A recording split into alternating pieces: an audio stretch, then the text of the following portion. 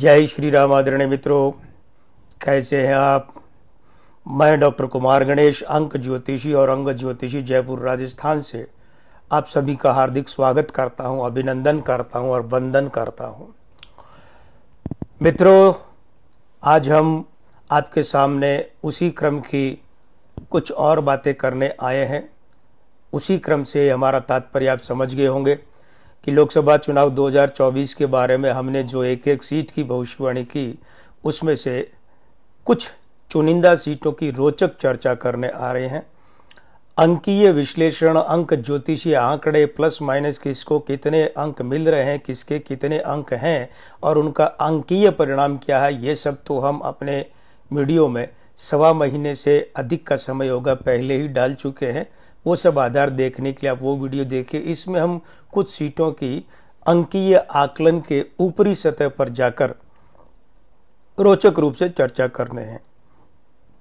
मित्रों, एक निवेदन हमारा यह कि अगर अभी भी आपने हमारा चैनल सब्सक्राइब नहीं किया है तो कृपया कर लीजिए, क्योंकि आप जब हमारा ये चैनल सब्सक्राइब कर लेंगे तो आपके साथ में हमारा जुड़ाव जीवंत और जोरदार हो सकेगा।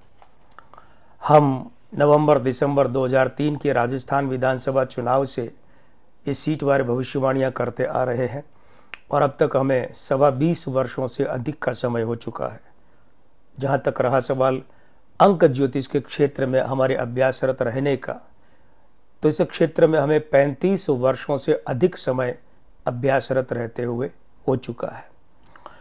आइए मित्रों, बात करते हैं अभी इस वीडियो में ये कि विभिन्न राज्यों और केंद्र शासित प्रदेशों में विभिन्न दलों को, यानी कि किस किस दल को कितनी कितनी सीटें मिल रही हैं।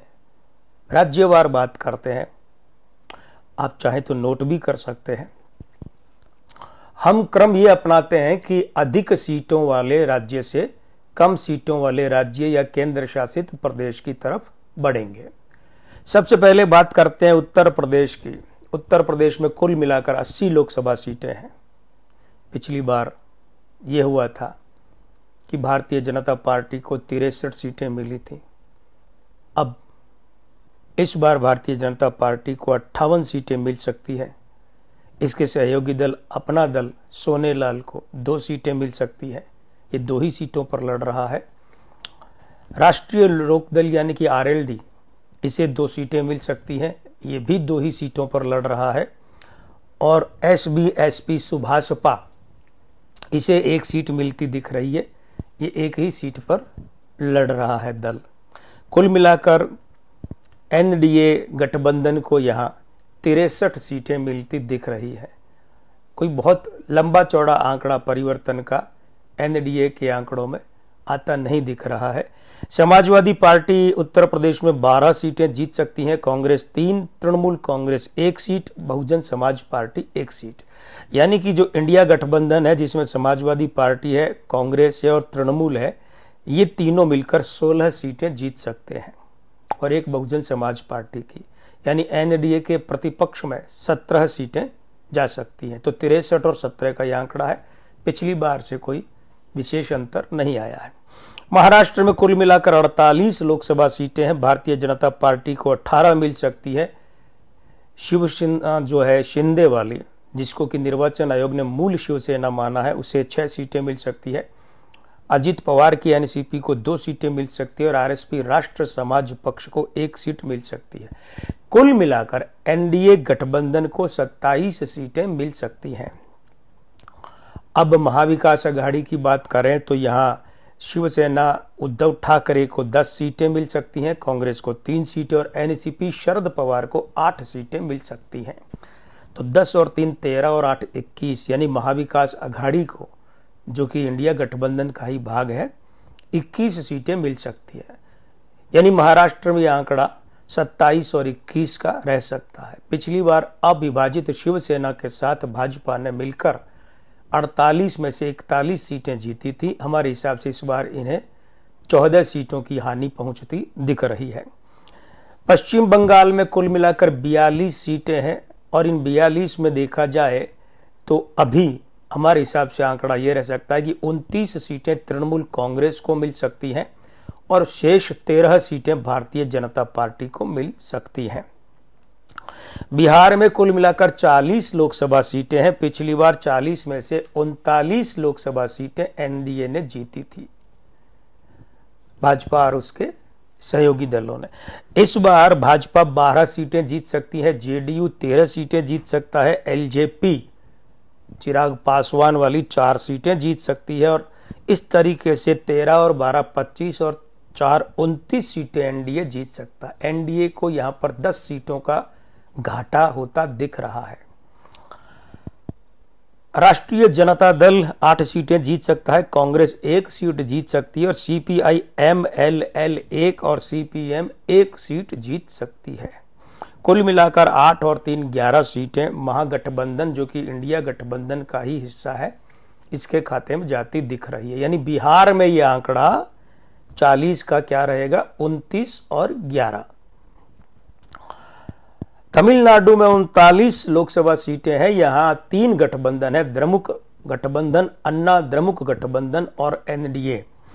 द्रमुक गठबंधन को 17 सीटें इसमें द्रमुक को खुद को 17 सीटें मिल सकती हैं और 7 सीटें मिल सकती हैं कांग्रेस को, 2 सीपीआई को, 1 आईयूएमएल इंडियन यूनियन मुस्लिम लीग को और वीसीके को 1। यानी कुल मिलाकर यहां द्रमुक गठबंधन जो है उसे 28 सीटें मिल सकती हैं।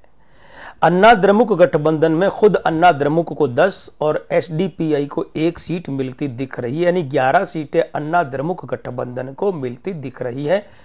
एनडीए को कोई सीट हमारे हिसाब से यहां नहीं मिलने जा रही है। मध्य प्रदेश में 29 लोकसभा सीटें हैं, यहां 3 सीटें कांग्रेस के पक्ष में जाती दिख रही है और 26 सीटें भाजपा को मिलेंगी।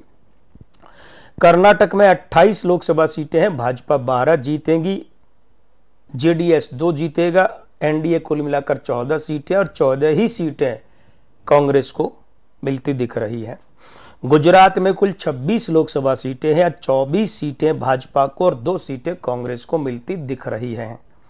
राजस्थान में कुल मिलाकर 25 लोकसभा सीटें हैं, या 22 सीटें भारतीय जनता पार्टी को, 2 कांग्रेस को और 1 इसके सहयोगी दल आरएलपी हनुमान बेनीवाल के दल को मिल सकती है। यानी कि 22 सीटें भाजपा को और 3 सीटें इंडिया गठबंधन या इंडिया ब्लॉक को मिल सकती हैं। ओडिशा, चलिए पहले आंध्र प्रदेश की बात करें। 25 सीटों वाला ही आंध्र प्रदेश है, राजस्थान के समान। वाईएसआरसीपी युवजन श्रमित रायुडू कांग्रेस पार्टी, मुख्यमंत्री जगनमोहन रेड्डी की पार्टी, इसे 17 सीटें मिल सकती है। टीडीपी तेलुगु देशम पार्टी को 5 सीटें मिल सकती हैं, भाजपा को 3। अब यहां पर क्या है कि तेलुगु देशम पवन कल्याण की जनसेना और भाजपा ने मिलकर गठबंधन बनाया है, लेकिन पवन कल्याण की जनसेना को कोई सीट मिलती नहीं दिख रही है। तो यहां 17 सीटें वाईएसआरसीपी को और 8 सीटें एनडीए को मिल सकती हैं। ओडिशा में कुल मिलाकर 21 लोकसभा सीटें हैं, तो यहां 9 भारतीय जनता पार्टी को, 9 ही बीजेडी बीजू जनता दल को और 3 सीटें कांग्रेस को मिलेंगी, ऐसा हमारा अनुमान है। केरल में कुल मिलाकर 20 लोकसभा सीटें हैं। अब जहां तक यूडीएफ का मामला है तो कांग्रेस को 10, आईयूएमएल इंडियन यूनियन मुस्लिम लीग को 2, आरएसपी को 1, यानी 13 सीटें यूडीएफ को मिल सकती हैं और एलडीएफ में 4 सीपीएम, 1 सीपीआई, 1 केरल कांग्रेस मणि, यानी कुल मिलाकर एलडीएफ को 6 और भाजपा को 1 सीट। ये 20 सीटों का हिसाब केरल का है।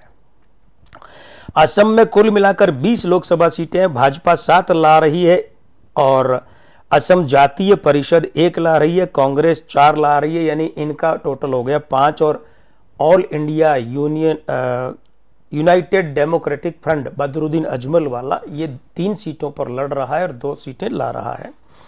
तेलंगाना में कुल मिलाकर 17 लोकसभा सीटें हैं, यहां बीआरएस भारत राष्ट्र समिति को 4 मिलती दिख रही है, कांग्रेस सत्तारूढ़ दल को 9 मिलती दिख रही है, भाजपा को 3 मिलती दिख रही है और एआईएमआईएम को 1 मिलती दिख रही है। यानी कुल मिलाकर यहां यह हिसाब किताब रह सकता है।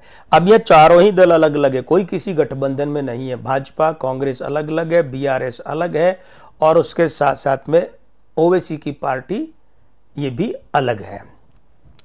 झारखंड में कुल मिलाकर 14 लोकसभा सीटें हैं, यहां भाजपा को 10 मिल सकती हैं, एनडीए के प्रतिनिधि के रूप में सिर्फ यही सीटें जीतता दिख रहा है। झारखंड मुक्ति मोर्चा को 2, कांग्रेस को 1 और सीपीआई एमएलएल को 1 सीट, यानी कि इंडिया ब्लॉक को गठबंधन को 4 सीटें। तो 10 भाजपा और 4 इंडिया ब्लॉक, ये 14 सीटें झारखंड की हैं।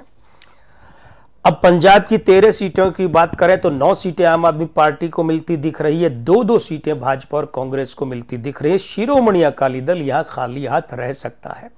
छत्तीसगढ़ की 11 सीटों का हिसाब किताब यह है कि 10 सीटें भाजपा को मिलती दिख रही है और 1 सीट कांग्रेस के खाते में जाती दिख रही है, और वो है बस्तर वाली। कवासी लखमा यहां से जीत रहे हैं। हिमाचल प्रदेश में 4 सीटें हैं, 3 भाजपा जीतती दिख रही है और मंडी सीट भाजपा हारती दिख रही है, कांग्रेस को मिलेगी। दिल्ली की 7 सीटों में से 6 सीटें भाजपा जीतेंगी और 1 सीट मिलेगी आम आदमी पार्टी को। हरियाणा की 10 सीटों में 8 भाजपा को जाती दिख रही है, 1-1 सीट आम आदमी पार्टी और कांग्रेस को मिलती दिख रही है। कांग्रेस को रोहतक मिलती दिख रही है और कुरुक्षेत्र जाती दिख रही है आम आदमी पार्टी को। उत्तराखंड की 5 सीटों में से 3 सीटें भाजपा को जाती दिख रही है, गढ़वाल, नैनीताल, उधम सिंह नगर और हरिद्वार, और अल्मोड़ा और बल्कि टिहरी, गढ़वाल, उधम सिंह नगर, नैनीताल और हरिद्वार ये भाजपा को, और गढ़वाल और अल्मोड़ा ये सीटें कांग्रेस को 2 जाती दिख रही है। जम्मू कश्मीर में भाजपा पिछली बार वाली ही 3 सीटें जीतने जा रही है। जम्मू कश्मीर नेशनल कॉन्फ्रेंस की 1 सीट कम होती दिख रही है, और साथ ही साथ में यहां पर जो है वो 1 सीट पीडीपी को मिल सकती है, अनंतनाग वाली। अरुणाचल प्रदेश में 2 सीटें हैं, दोनों भाजपा को। पुडुचेरी में 1 सीट है, ये अन्ना द्रमुक को। गोवा में 2 सीटें, 1 कांग्रेस और 1 आम आदमी पार्टी को। त्रिपुरा की दोनों सीटें भाजपा को। मेघालय की 1 सीट कांग्रेस और 1 सीट एनपीपी को, अगाथा संगमा। चंडीगढ़ की 1 सीट भाजपा को। दादरा नगर हवेली की 1 सीट कांग्रेस को। मणिपुर की सीट कांग्रेस को। नागालैंड की सीट कांग्रेस को। मिजोरम की सीट मिजो नेशनल फ्रंट को। सिक्किम की सीट भाजपा को। अंडमान निकोबार द्वीप समूह की सीट कांग्रेस को। दमन दीवू की सीट भाजपा को। लक्षद्वीप की सीट एनसीपी अजित पवार को। पुडुचेरी की सीट अन्ना द्रमुक को। तो ये हिसाब किताब हमारे हिसाब से रह सकता है, और ये हिसाब किताब कुल मिलाकर जो है अंतिम आंकड़ा आपको अगले वीडियो में बताएंगे कि किस पार्टी को पूरे देश में कितनी सीटें और किस गठबंधन को कितनी सीटें मिली। मित्रों, हमने अपने अंक ज्योतिष के माध्यम से एक आकलन करके बताने की कोशिश की है, ठीक उसी तरीके से जिस तरीके से कि सेफोलॉजिकल सर्वे, ओपिनियन पोल होता है, एग्जिट पोल होता है, उनका अपना गणना का धरातल होता है, हमारा अपना गणना का धरातल है। हमारा जो गणना का धरातल है वो है अंक ज्योतिषीय आंकड़े। तो प्रतीक्षा कीजिए अगले वीडियो की, जिसमें हम अंतिम आकलित स्वरूप आपको बताएंगे। इस वीडियो में बस इतना ही। और हाँ, चलते चलते वो बात तो याद है ना आपको कि अगर अभी भी आपने हमारा चैनल सब्सक्राइब नहीं किया तो अवश्य कर लीजिए भाई, जिससे हमारे साथ आपके साथ हमारा जो जुड़ाव है वो जोरदार और जीवंत रह सके।